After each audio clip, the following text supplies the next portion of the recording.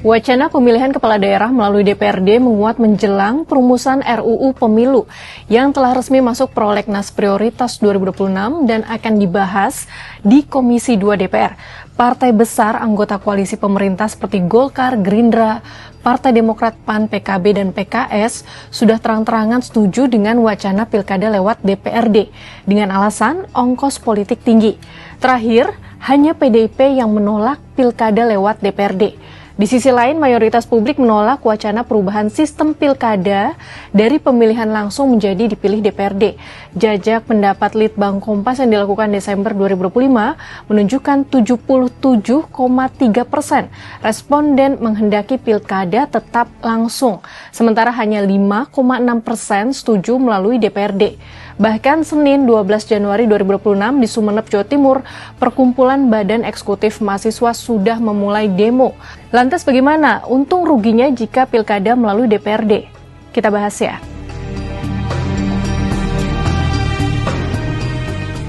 Untung rugi yang pertama tentu saja berdampak pada parpol.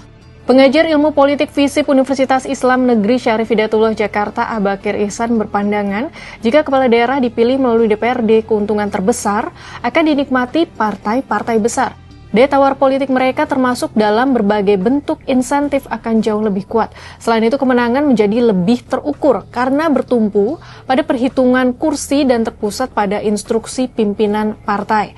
Sebaliknya, menurut Bakir, dampak dari skema tersebut tidak hanya menghambat demokratisasi lokal, tetapi juga mematikan ruang hidup partai-partai kecil. Tradisi kekuasaan justru akan semakin terkonsentrasi di tangan partai besar, tetapi dalam kondisi yang rapuh dan tidak terlembagakan.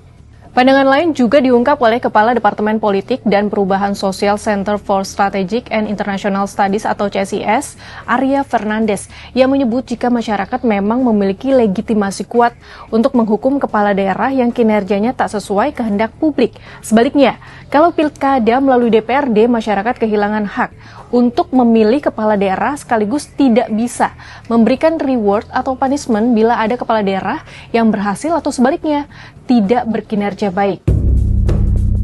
Menurut Arya, ada kerugian lainnya, yaitu masyarakat bakal kehilangan kesempatan untuk menghadirkan pemimpin dari akar rumput.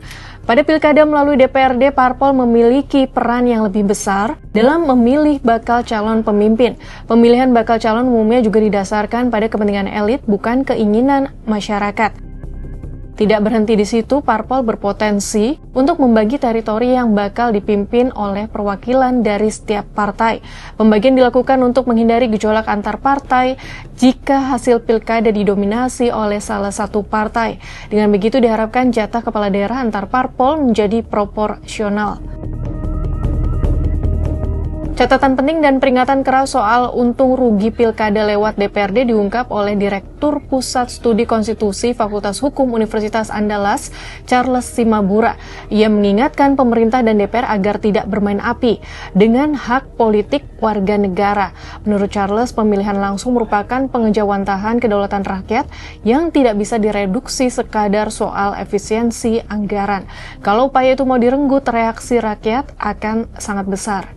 Di balik wacana pilkada melalui DPRD, ada dua sisi yang tak bisa diabaikan. Di satu sisi, mekanisme ini digadang-gadang lebih efisien, menekan biaya politik dan meminimalkan konflik di akar rumput. Namun di sisi lain muncul kekhawatiran akan menyempitnya ruang partisipasi publik, serta potensi tarik-menarik kepentingan elit. Pada akhirnya, pilihan sistem pilkada bukan sekadar soal cara memilih, melainkan tentang arah demokrasi yang ingin dibangun.